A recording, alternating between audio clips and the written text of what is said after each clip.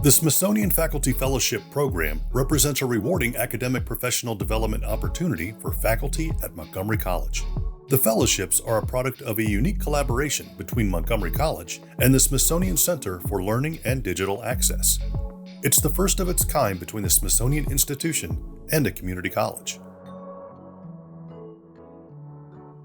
Brandon C.S. Wallace is a curricula and national assessment writer, public speaker, and author. His most recent published piece is entitled "For Special Educators Who Have Considered Giving Up When the Rainbow Is Enough," and it's one of over 50 compelling stories of triumph in the newly released Gumbo for the Soul. Males of color share their stories, meditations, affirmations, and inspirations. Professor Wallace has received many awards for his teaching, most notably the Diane Tobin Award for Excellence in Teaching from the Johns Hopkins University School of Education and the Award for Professionalism from Montgomery College. Thank you so much. Share sound. Well, it's a pleasure to be here with you all today. I'm doing dual screen, so you'll see me kind of pivot.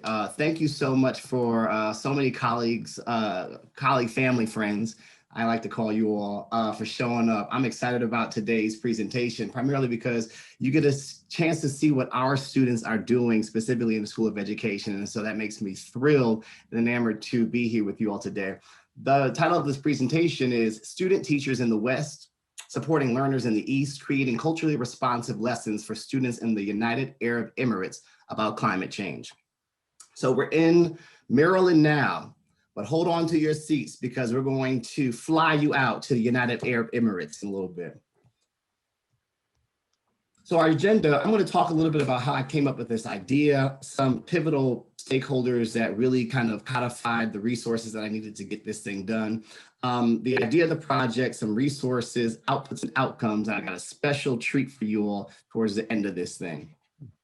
So my original idea, of course, before COVID-19, was that in 2019, I went to Ghana for the Year of Return. And many of you know that the Year of Return is the hallmark of 400 years where the first enslaved Africans came to this country. And so I was so focused on making this project work for Ghana and Ghanaian culture and things like that. However, I could not. One of the things that really took my breath away as I thought about making this a Ghanaian project of sorts was the fisheries in Ghana. So I do want to highlight that.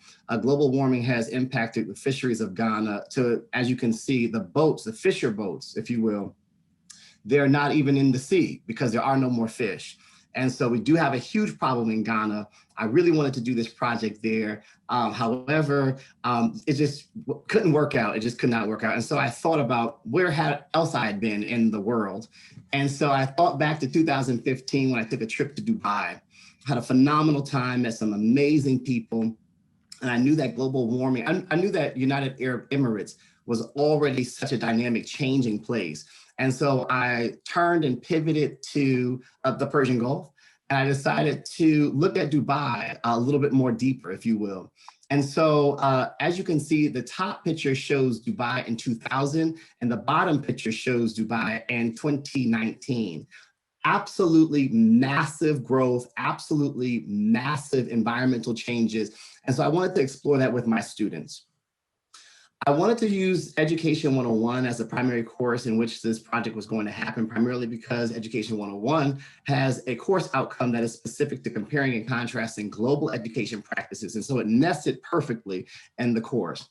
I'm absolutely not going to read all this to you. However, the idea was that, and this is what the students got, I really wanted to make sure that the students knew that the class was different, that it was special, that it was going to basically change their perspective of what education could be, not necessarily just in the United States, but because education is global. You can take a class in Oxford, you can take a class in Egypt, you can take a class anywhere in the world right now.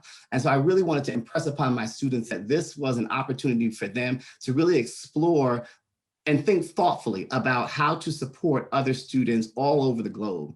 One of the things that I was excited about was I told my students what they were going to be doing. And they were giddy. And I'm going to tell you, I'm going to dig into, actually, I'll share it with you right now. So ideally, I had an idea where the students were going to create lesson plans and create lessons and send them to students in the United Arab Emirates because I had a friend of contact over there. And I talked to a phenomenal thought partner who I'll share more details about that later. But she was a little hesitant about me unleashing our MC freshmen, right? Our Education 101 students, a little hesitant about letting them run the whole show. And so she was a phenomenal thought partner. And she said, well, Brandon, how about we let them do what we call the warm up, or sometimes you hear it as the do now, the brief engagement activity that happens at the beginning of a lesson to hook students in. And so I said, that's what we're going to do. That's what it's going to be. And so essentially, students were going to record themselves prepping another lesson plan to engage and to gauge interest with students in the United Arab Emirates. And I have a better graphic that I'll show a little bit later that really, really spells it out for you. So there's no way in the world you can do this type of global project without having amazing superstars behind you. And so I know I've left off so many people's names.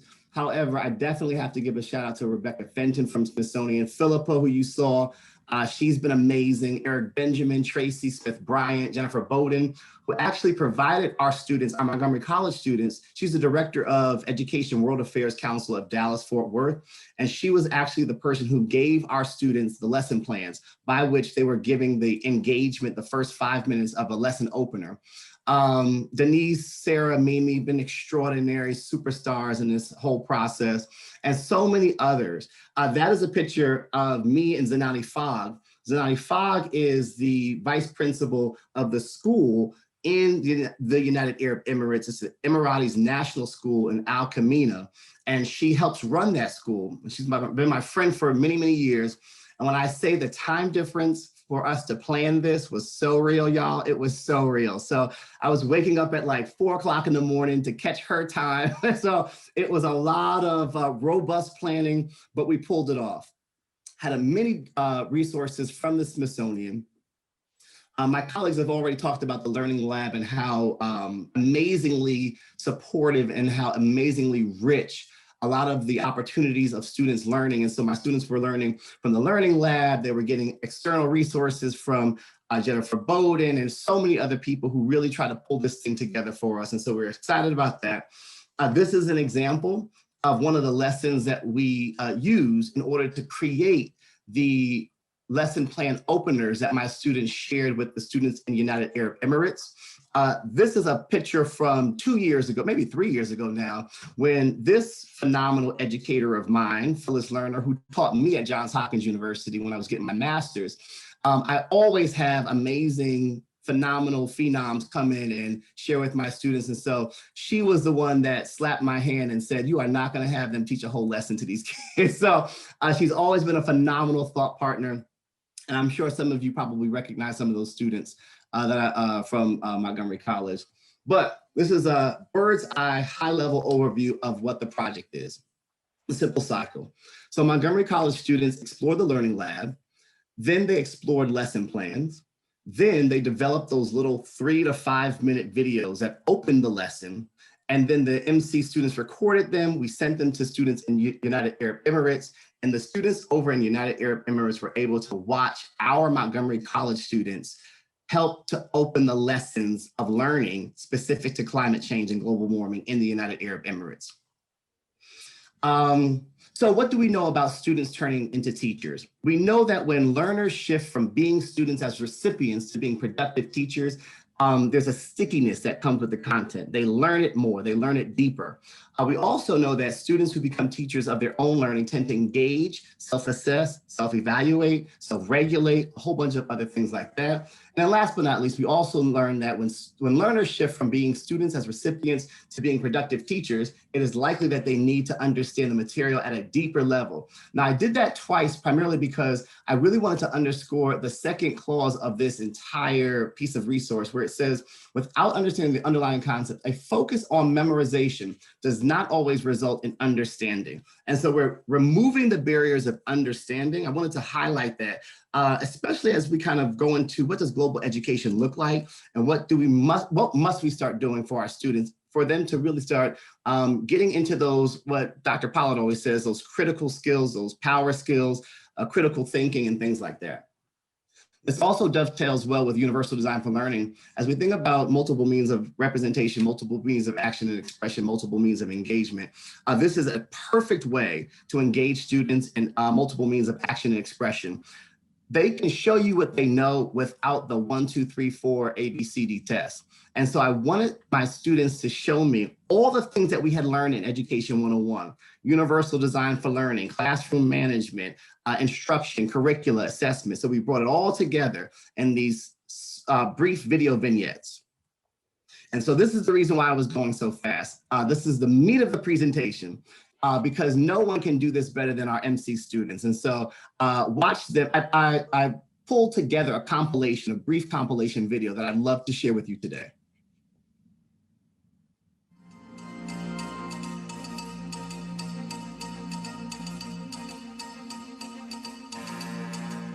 This is Media Break. You give us 3 minutes and we'll give you the world. And I am a student at Montgomery College.